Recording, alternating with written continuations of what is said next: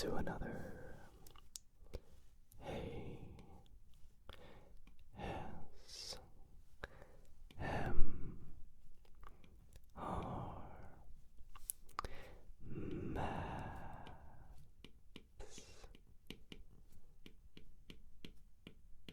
video. I really hope that you are all doing very, very well tonight. It's been a little minute since I have posted a video like this here on the channel, where in tonight's video I'm going to be, as you could tell, solving some mathematics problems.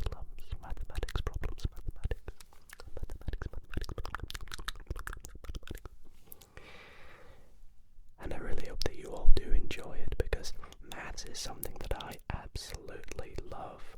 For those of you who may not know, I actually have a second ASMR channel called ASMR Maths, and I post weekly ASMR Maths videos over there.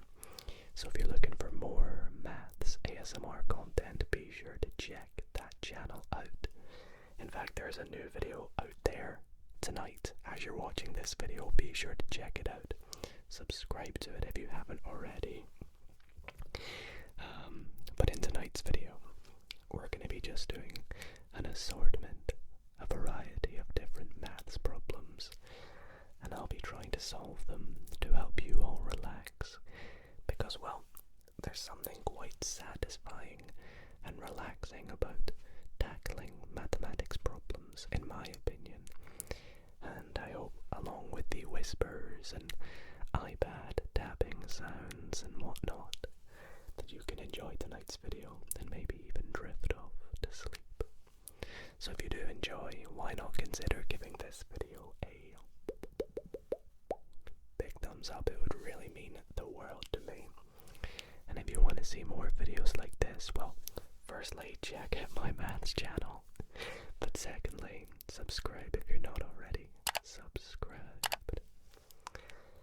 Anyways, without further ado, I have 7 questions planned for tonight's video, ranging in all sorts of difficulties. So even if you don't understand maths or have a good idea and concepts of areas of maths, hopefully all of you can enjoy parts of this video. And well, if it's not for you, then I hope you still enjoy the whispering and other sounds created. But without further ado, let's get into the first question that I have planned for tonight's video.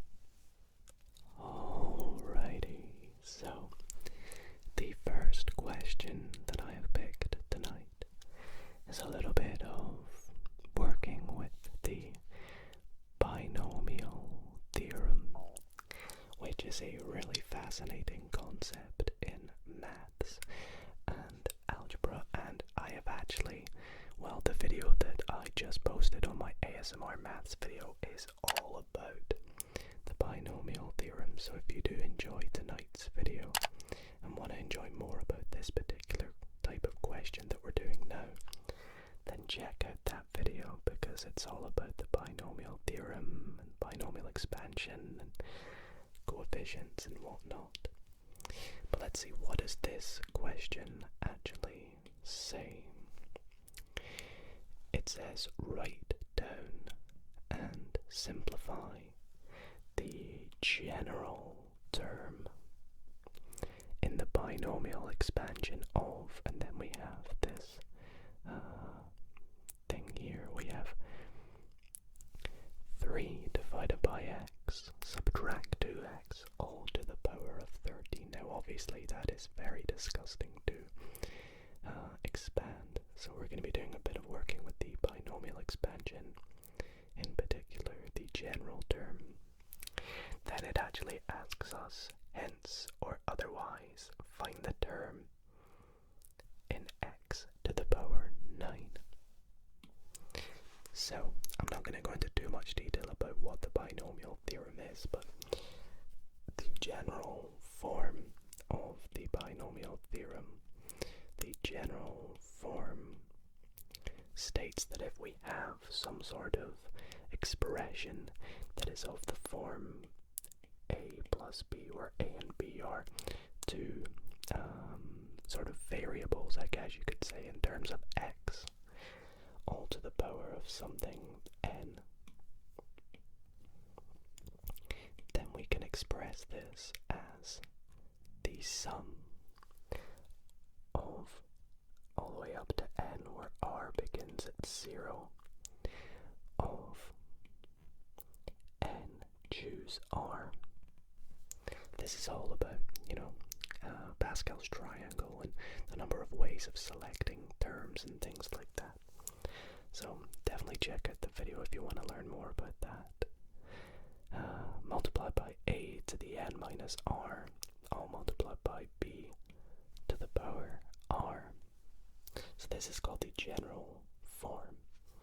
So in our case, we'll say, so here we have a is equal to 3 divided by x. Well, I don't like 3 over x. I'm just going to write that as 3x to the minus 1. I prefer negative powers in this case. We have, actually, for the time being, I'll keep it as 3 over x. But later I'll probably change it. Here b is negative 2x. Be very careful that we remember the negative. And n is equal to the power, which is 13.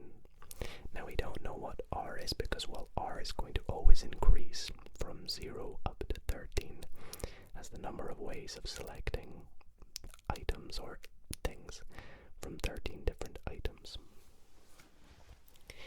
So let's plug this into our form.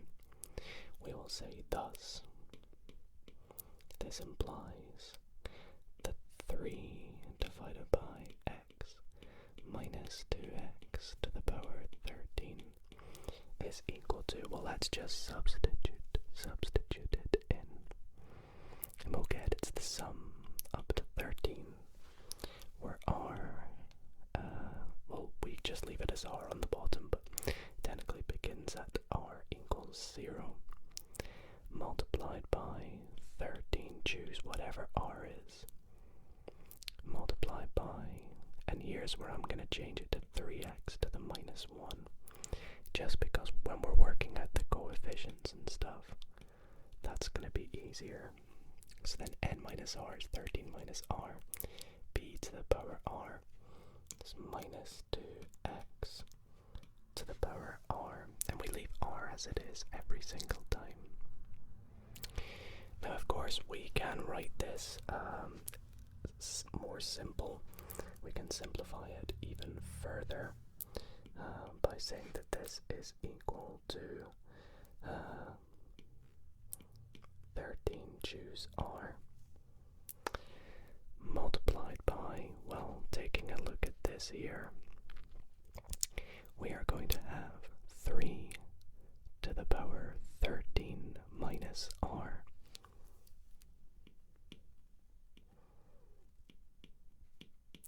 I'm working with just the numerical values first, so I'll come back to the x's. Then we're going to have minus 2 to the power r. Then for the x values, we're going to have x. The first one is going to be minus 1 times 13 minus r, so it's r plus 13, and then we have x to the power r, multiplying them, you get 2r plus 13. So that is going to be the general form as we are looking for, or the general term. The second part asks us to hence or otherwise find the term in x to the 9. So we want to find what coefficient we're going to get when x is to the power 9 in this expansion. Well, if we're looking for x to the 9, we know that this x here is going to have the power 9. So that's saying that the power 9 is going to be equal to 2r plus 13. And now it's just a little bit of easy sort of simplification to find out what r is. So we have that 2r, sorry, I've actually made a mistake. This is negative 13 because that's minus 1 times 13, sorry. Let's try and fix this up a little bit. I'm sorry if you've, that's been bugging you here. That should be a negative. So then we have 2r is equal to 22, or r is simply equal to 11. So now that we've solved for r is equal to 11, we can use our term to work out what x to the power of 9 is going to be when it's expanded. So let's plug it in. We're going to have 13 choose 11 multiplied by 3 to the 13 subtract r, which is 11, so 13 minus 11 is 2. Then we're going to have minus 2 to the power r, which is 11. And then we're going to have x. Well, we know that this is just to the power 9. So, what is this thing here going to give us? Well, usually these kinds of questions involve a calculator.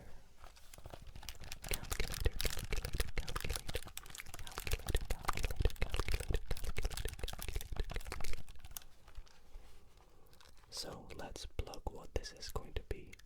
So 13 choose 11. We do 13, and where is the choose function again? Give me a moment. It's been a while since I've used this calculator to do something like this. I should have found it by now. There it is. Choose 11 multiplied by 3 squared multiplied by minus 2 to the power 11. And that gives us this big long number here. Minus 1, 4, 3, 7, 6, 9, 6, and then x to the power 9. And that is going to be our final answer for the first question. So quite a long question here, but we have just worked out the term for x to the power 9. Okay, so moving on to our next question. Going to be doing a little bit of work with matrices by the looks of things, or systems of equations. And again, this is also something, believe it or not, I've covered on my ASMR Maths channel in a full in-depth video. So if you're interested in matrices and if that fascinates you, definitely check that video out as well. But let's see, what have we got? Below is a system of equations, and we have that the first equation is x plus 2y plus 3z is equal to 3. The second one is 2x minus y plus 4z is equal to 5. And the last one is x minus 3y plus 2 lambda z is equal to 2. It asks us to use Gaussian elimination to find the value of lambda, which leads to redundancy.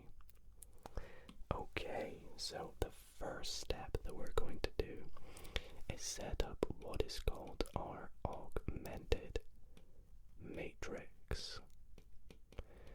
And what we're going to do is to solve these systems of equations, we're going to use matrices to help us do this as we are doing Gaussian elimination. So for the Gauss elimination, we're going to set up a matrix. And no, this isn't anything like the movie The Matrix. And we're going to input our values for our variables. We have 3 variables, x, y, z. And we also have a resultant output. So the resultants are going to be 3, 5, and 2. And the x variables are 1, 2, and 1. The y's are positive 2, minus 1, and minus 3. Apologies about that, I got a little notification there, but our set is going to be 3, 4, and positive 2 lambda. So now that we've got our augmented matrix, we're going to want to apply steps of Gaussian elimination to try and lead to redundancy with lambda. So we're trying to solve what value of lambda leads to redundancy. Okay, so for our first step, we're going to want to try and get this value here to be 0. So what can we apply to the second row to do that? Well, we can take 2 of row 1 and subtract row 2. And we want to do the same to row 3. We want to try and get this value to be 0. So to do that, we're going to do row 3 minus row 2. Yep. No, well, this one here, actually, I've made a mistake. We're going to want to do row 2 minus 2 row 1, sorry. Now, when we apply Gaussian elimination with those steps, our top row is going to stay the same. 1, 2, 3, 3. Row 2 is row 2 minus 2 row 1, so that's going to give us our 0. We're going to have minus 1 minus 4, which is minus 5. Then we're going to have 4 minus 6, which is minus 2. Then 5 minus 6, which is minus 1. Then 1 minus 1 is 0. Minus 3 minus 2 is minus 5. 2 lambda minus 3 is, well, 2 lambda minus 3. And then 2 minus 3 is minus 1. And the last step of Gaussian elimination is to try and get this value here to be 0. We want to try and get a triangle of zeros. So to do that, we're going to take row 3 and just add row 2. In doing so, we create one final augmented matrix, where the first rows are just going to stay the same, and the last row, when we add row 2 and 3, we get 0, 0. This becomes 2 lambda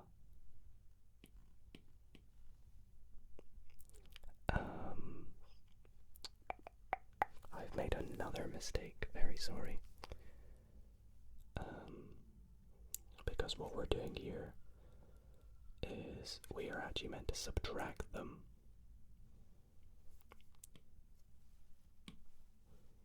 See, it's easy to make mistakes in maths, and lucky I'm noticing them, because if we were to add them, that gives us minus 10.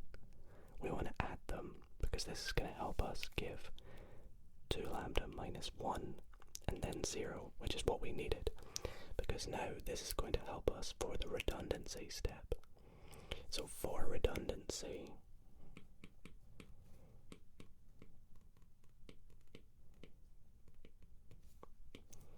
we need 2 lambda minus 1 to be equal to 0. And this just states that 2 lambda is going to be equal to 1, or lambda is equal to a half. And that is going to be our value that leads to redundancy. So not a bad question. And yeah, let's move on to question number 3. Okay, wow, for question 3 it looks like we have a very nice diagram to help us out, which says let's get our little highlighter. PQR is a triangle with vertices P, Q, and R as negative 2, 4, 4, 0, and 3, 6. And we can see that in the diagram there.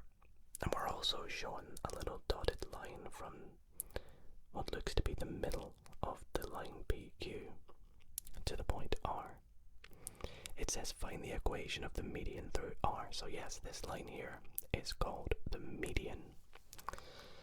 So to find the equation of the median, well, we need 2 points on the line to help us, or we need the gradient and 1 point. But we only have 1 point, so we need to work out the gradient. And to do that, we're going to need to work out that point there. Now, because we know this is the median through R, and we have these 2 little lines here, which mean these things here mean that it is this line here is the same as this length here. So that's the midpoint, is what we call it. So if this is the midpoint between P and Q, we would say the midpoint. In fact, I'm going to label this P, Q, R, let's call it S. We'll say that the point S, because it's the midpoint between P and Q, is it's going to be half the sum of the values of the x's and half of the sum of the value of the y's. To put this more algebraically, it's going to be the x values divided by 2 and the y values divided by 2 as a big point like that. So for us, what does that give? Well, let's take a look. The x values are -2 and 4. Y values are 4 and 0. Divide them by 2, that just gives us 2. No, it doesn't, sorry. It's 2 divided by 2, which is 1. 4 divided by 2, which is 2. So that's our point S. Now we can work out the gradient from S to R. Now the gradient is the difference in the y divided by the difference in the x. So it's going to be y2 take y1 divided by x2 take x1, which in our case is 6 subtract 2 divided by 3 subtract 1. Again, I'm getting the 3 from up here. And this is going to give us 4 divided by 2, or just 2. And that's our gradient of the median through R. So now that we have our gradient and we have a point on the line 1, 2, we can use the formula y subtract b equals the gradient times x subtract a. This is just one of our many formulae from finding the equation of a straight line. And in our case, a and b are these values here. A point on the line, basically. So this has y subtract 2 is equal to 2x subtract 1. And we could just leave it like that, but I like to write it in the form y equals mx plus c. So to help us do that, we have y is equal to, we're going to have 2x. That's going to give us -2, but then we're going to add the 2. So we just get y is equal to 2x. And that is going to be our final answer for the median through R. Okay, moving on to question number 4. Marking us halfway through the video. I hope you are all enjoying so far. If you are, be sure to leave the video a like and comment down below which area in maths is your favorite. Mine is calculus, which is all about what this next question is. As we have a little diagram of 2 curves which seem to intersect. Let's take a look. We have the diagram shows the curves with equations that and that. I'm not going to bother reading them. But we're told that the curves intersect on the y-axis. So right there. And at the point A. Now we have this little shaded region because part A tells us to find the x-coordinate of A. And it also tells us to calculate the shaded area. Well, first things first. For part A, if we want to work out the x coordinate, because A is at the point where the lines intersect, we know that if I was to zoom in here, the y value at this point and the x value is going to be the same of these curves. Most importantly, the y value. If the y value of one curve is the same as the y value of the other curve when they intersect, we would just say that this thing here is equal to this thing here. So, in doing this, we have, I'll start part A, we have x cubed minus 7x squared plus 12x plus 3 is equal to the second curve, which is x cubed minus x squared minus 6x plus 3. And now that we set them equal to each other, we just want to manipulate this statement about to try and find out what x is. Well, first things first, we can see the x cubes will cancel. I'm going to take this minus 7x squared to the other side to get 6x squared. I just want a positive there, basically. And then we're going to have, let's take, well, the 3's will actually cancel out as well. So we're going to have that 6x squared is equal to, or we're going to have 6x squared, and then subtracting 12x from both sides, we're going to get minus 18x. So now we have a quadratic, or something that we can factorize to find out the values of x. So well, let's do that. Well, we have a common factor of 6x we can pull out first. So then we're just going to have x minus 3 equals 0. So this tells us that x equals 0 and x equals 3. However, in our case, the x coordinate is clearly going to be 3. It's not going to be 0 because we can see 0 is for the other point. So therefore, x equals 3 as x cannot equal 0 for point A, I'll just say. So that's part A done. Moving on to part B. We want to calculate the shaded area.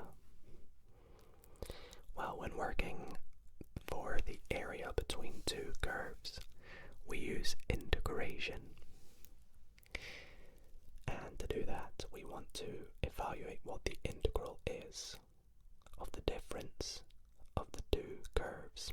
In this case, it's the top curve, subtract the bottom curve.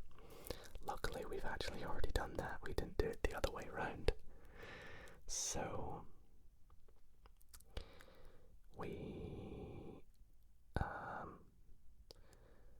in fact, actually, no, we did it the wrong way around. So it's going to be the inverse of this. So the area A is going to be the integral between 0 and 3, because those are our x values. And it's going to be the inverse of what we worked out here. So that's going to give us negative 6x, x plus 3, like so. No, x minus 3.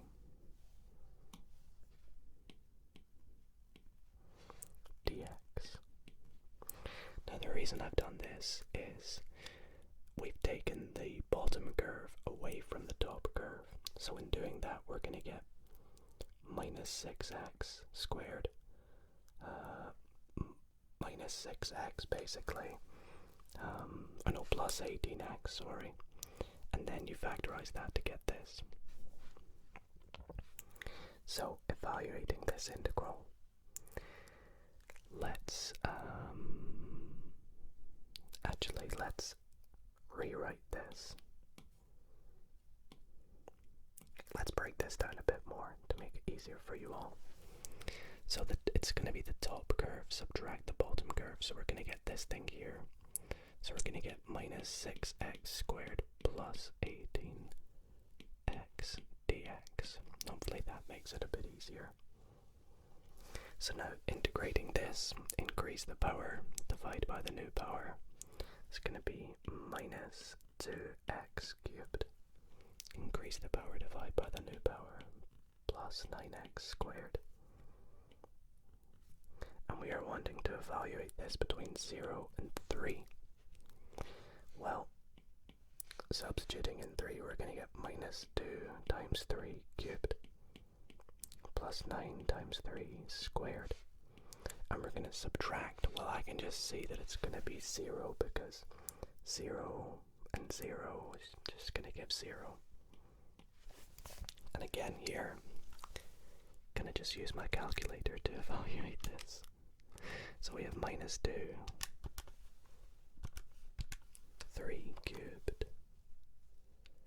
plus 9 times 3 squared, which gives us a nice value of 27.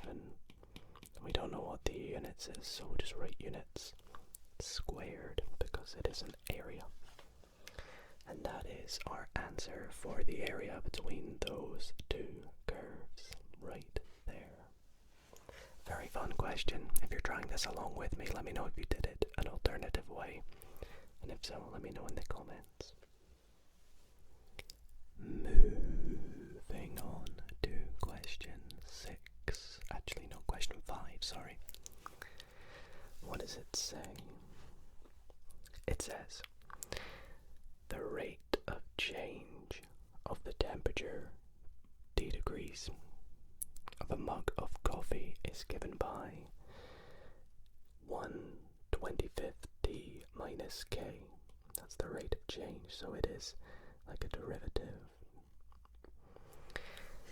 Where T is between 0 and 50, so between 0 and 50 minutes. So the person who's doing this is only evaluating the time between 0 and 50 minutes, where T is the time elapsed in minutes after the coffee is poured into the mug. K is a constant. Initially, the temperature of the coffee is 100 degrees Celsius. That's pretty important. And 10 minutes later, the temperature has fallen to 82 degrees.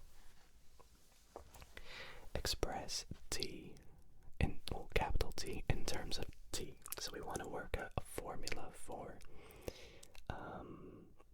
the temperature in terms of T. Well, if we have the differential of the temperature to work out what the temperature is, we want to just do the opposite of differentiation, which, you guessed it, is just integration. So I'll write that as T is equal to the integral of dt, which is equal to the integral of 1/25 T minus K dt. So this gives us, when we integrate this, we increase the power, which is squared, divide by 2 is the same as multiplying by a half. So this gives us 1/50 T squared minus K is a constant, KT. And of course we have to remember our extra constant of C. Don't forget the plus C. Hands up if you've ever forgot to do that. Now, what's next? Well, we have two unknowns. We have a negative K and a C that we need to work out. How can we work them out? Well, first of all, we have some information. We have that initially the temperature of the coffee is 100 degrees Celsius. So that means when it's first poured, i.e. when the little t, that's the time, is equal to 0, we have that the temperature is equal to 100.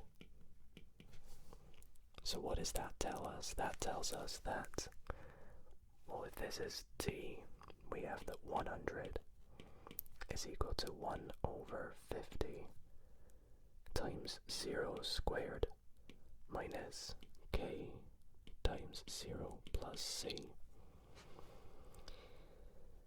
So this has 100 is equal to, that's going to be 0.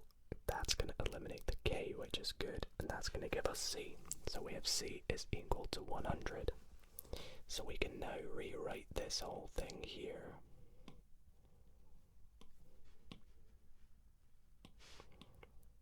as plus 100. The next bit of information that we had was 10 minutes later, the temperature has fallen to 82 degrees Celsius. So when t is equal to 10, capital T is equal to 82. So now we're going to do a similar thing. We have 82 is equal to 1 over 50 times 10 squared minus 10k plus 100. And all we have to do now is solve this out to find what k is. So let's do that. We're going to have 82 is equal to 1/50th times 100. Well, that's just going to be 1/50th of 100, which is 2, minus 10k plus 100. That's going to give 102, so 82 is equal to 102 minus 10k. So that gives 10k is equal to 20, or k is simply equal to 2. If that was too quick, just go back and follow it along. Because what I can do now, oops, no, I don't want to do that. I want to grab that, there we go, and paste it in down here. But this time I want to replace the negative k for negative 2. And that is going to be our final answer for the value of d.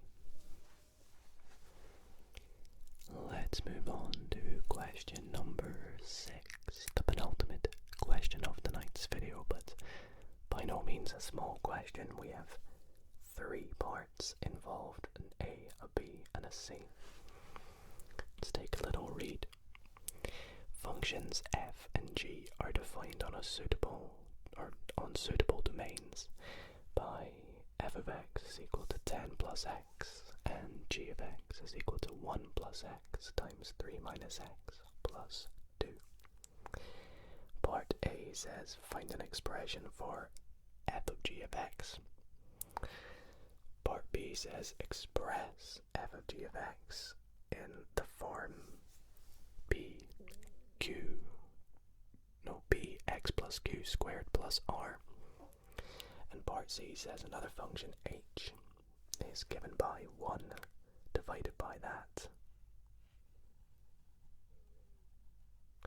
What values of x cannot be in the domain of h? Well, let's go through all of these, starting with part A. We're going to be doing a bit of composite functions. So we're working out f of g of x. So that is equal to the composite function of f, where we're working out g of x, which is 1 plus x, 3 minus x, plus 2. Check my brackets. Yep. So let's substitute that into this. That's going to give us 10 plus all of this.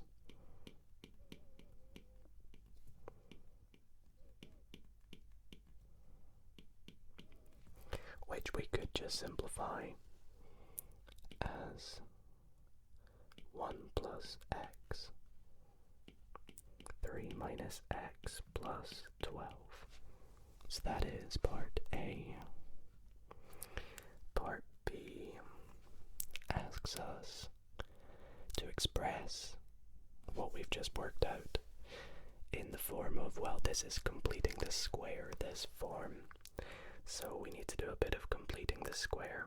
And in order to do that, I think I'm just going to expand what we've worked out. So we're going to have 3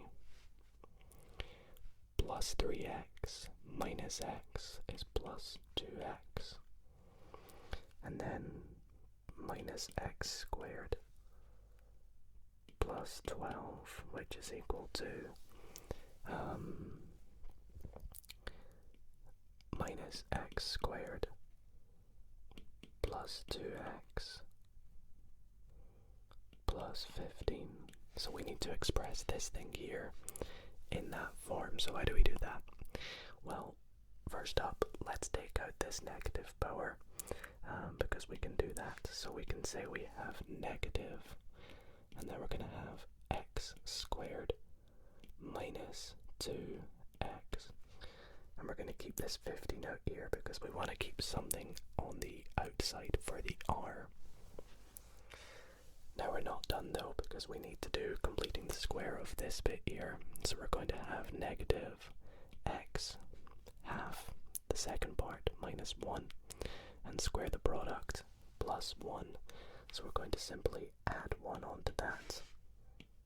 When we square it, that's going to give us plus 16. Very easy, very simple. Completing the square. I considered doing a video on my second channel where I go over completing the square and the actual proof behind it, because I think the proof for it is fascinating. So let me know if that's something you'd be interested in. Okay, part C, what did we have? Another function h is given by 1 divided by this. What values of x cannot be in the domain of h? Well, we know if we have a fraction, we cannot divide by 0. It's just simply impossible. So, simply this bottom part, the denominator, which we've worked out, cannot be equal to 0. So we can take any value we've worked out that as. I think the nicest one, what we'll say, f g of x cannot be equal to 0. So let's take, I think this form here is probably the nicest. We'll say negative x squared plus 2x plus 15 cannot be equal to 0. And I think for ease, because I'm going to need to factorize this, I think what I'm going to do here is just do the opposite of everything.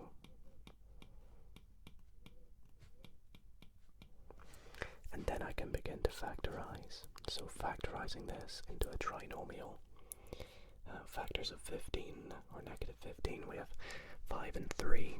So we're going to have negative 5 x plus 3 cannot be equal to 0, which implies that x cannot be equal to 5 and x cannot be equal to minus 3. Easy as pie. Easy as 3.1415. Sorry, that's a bad joke. Okay, let's move on to the final question of tonight's video. Alrighty, I thought we'd end this video on one of my favorite types of questions, and that is differentiation. So question 7 is 2 parts, a part A and a part B, where in both parts we need to do some derivatives. We need to work out derivatives and do some differentiation. So what does part A say? It says for y equal to 5x plus 1 divided by x squared plus 2, find the derivative dy dx and express your answer as a single simplified fraction. Let's begin with at that before we do part B. So whenever we have a function or expression that is a function divided by another function, and we need to derive it, we use a fancy rule called the quotient rule. And the quotient rule simply states that if you're working out a derivative of a function u divided by a function v, now I must state that that is u in terms of x, v in terms of x. I'm just being lazy and not writing that. I'm just doing u and v. So that's actually bad to write that, but just for ease, I'm going to write u and v. I mean, I guess I could say, you know, u is equal to 5x plus 1, and then it's fine. It's just substitution in that case. But the rule simply states that you will have the bottom one multiplied by the top one derived. So that would be u dash v minus, and then the opposite of that. So that would be v dash u divided by the bottom one squared v dash squared. So that's just the formula. So for us, if this is u, the top part, and then v is the bottom part, we can say that u dash, or u prime, which is the derivative of u, simply just 5 v prime is equal to 2x. So therefore dy dx, let's do a big fraction here, is going to be, that's not even a straight line, by the way. There we go. So we have u prime v, so 5 times this, 5x squared plus 10 minus v prime u, so that's going to be 10x squared plus 2x all over v prime squared. No, sorry, I've actually written this wrong. It is v squared. So v squared is x squared plus 2 all squared. So once we've got this, it's now just simplification. So 5x squared minus 10x squared is minus 5x squared. Then for the 2x, it's going to become minus 2x. And then we're going to just have plus 10. And the bottom part is going to stay the same. And that is part A done, actually. So a nice little bit of the quotient rule to start with. Going on to part B. Given that fx is equal to e to the power of 2x multiplied by sine squared 3x, obtain the derivative f prime of x. So this time we're actually going to be doing kind of another rule, which is called the product rule. The product rule.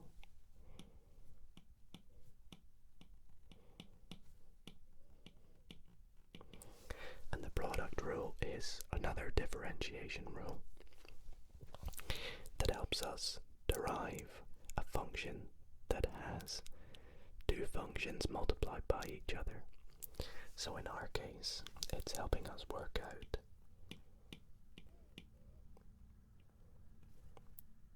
u v, and it states that it is simply, well, you can do it one of two ways, but the way I remember it is u v prime plus v u prime. just like so. And in our question, let's see what u and v are going to be. I think it was e to the 2x, was it? Yep. And then sine squared 3x. Okay, so let's work these out. U prime. Well, with exponentials, the powers just stay the same, but we have to multiply by the derivative of the power. So it's 2e to the 2x. Sorry, that's a horrible 2. And with v prime, working out sine squared 3x, the derivative is going to be, bring the power down to the front, to sine 3x, but we have to multiply by the derivative of that, which is going to be cos 3x. Okay, and then we have to multiply, sorry I forgot, we also have to multiply by the inner thing here, which is 3, derivative of the inner, so that's actually going to give us 6 sine 3x cos 3x. So therefore, f prime x is going to give us u v prime, just u v prime. So let's write this as 6e to the 2x multiplied by sine 3x cos 3x plus, and then these two, so 2e to 2x sine squared 3x. Now we could leave it as that, but we can simplify this further. We have some common factors, being 2e to the 2x, and we have a sine 3x, and when we factorize that out, we get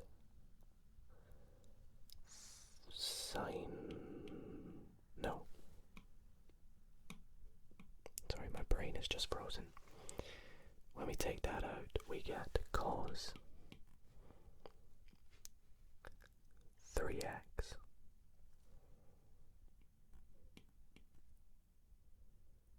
sorry, no, 3 cos 3x, yeah, plus sine 3x, and there we go, that is that.